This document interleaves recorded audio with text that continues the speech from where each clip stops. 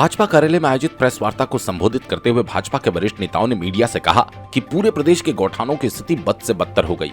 गौठान में सही तरह से बाउंड्री तक नहीं बनी, टैंक बना है पर वो पूरी तरह से सूखा पड़ा है।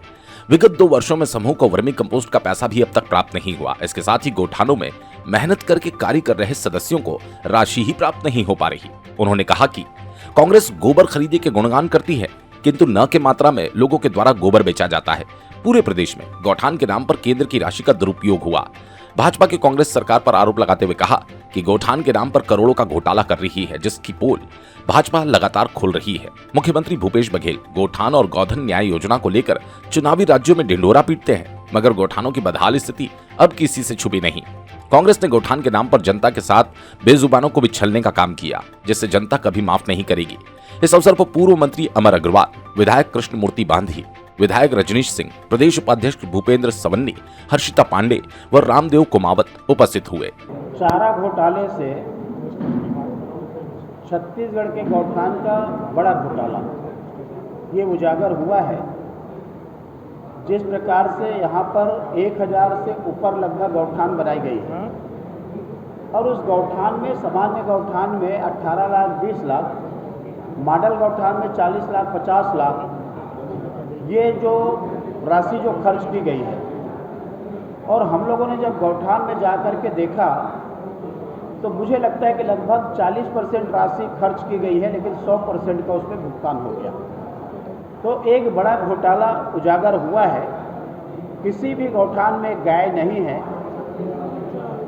चारागाह में चारा नहीं है, वहाँ जो सौर ऊर्जा के द्वारा पंप लगाए गए हैं उसका कनेक्शन कट गया है, कहीं पंप चोरी हो गया है, बाउंड्री वाल नहीं है, गाय वहाँ एक दिन भी पैर नहीं रखे।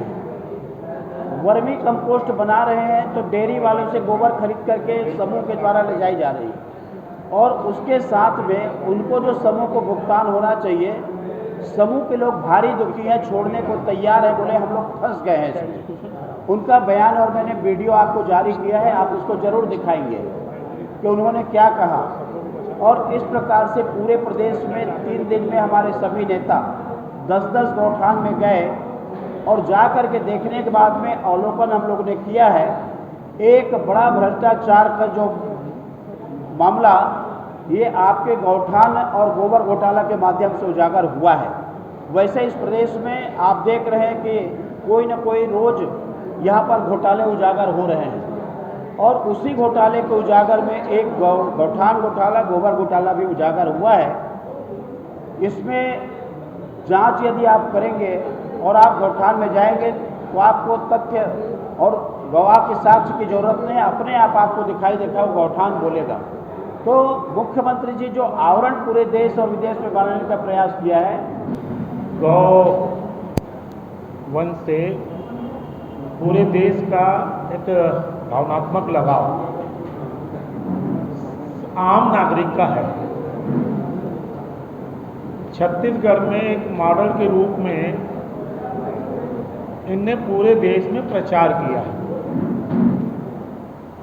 जहाँ भी चर्चा होती है इस मॉडल की चर्चा होती है, प्रशंसा इनके कामों की नहीं हुई कि गौ वंश के लिए कोई नीति बनी, लेकिन ये नीति पूरी तरह से असफल है। और ये जो खर्च हुआ है वास्तव में हमारे मुख्यमंत्री जी को कहना चाहिए कि पूरे के प्रदेश की जनता याद रखेगी कि भ्रष्टाचार का विकेंद्रीकरण की एक जो नई परिपाटी छत्तीसगढ़ में है कि ऊपर से लेके नीचे तक सारे लोग उस रंग में रंग जाएं, ऐसी योजना बना के जो यहाँ छत्तीसगढ़ में भ्रष्टाचार की संस्कृति का जो जन्म दिया है उसको अभी बाकी मुख्यमंत्रियों ने नहीं देखा है। और इसीलिए मैंने पहले ही कहा कि ये अपनी फ्लैगशिप स्कीम को बोलकर अंतर्राष्ट्रीय स्तर पर भी इसका प्रचार करना चाहते हैं, न करें, क्योंकि एक आध एजेंसी कहीं आ गई तो छत्तीसगढ़ का जो भ्रष्टाचार का विकेंद्रीकरण है वो पूरे दुनिया में चर्चा का विषय बन जाएगा। कम से कम हमारे छत्तीसगढ़ को बदनाम न हो। बिलासपुर से अमित पाटले की रिपोर्ट।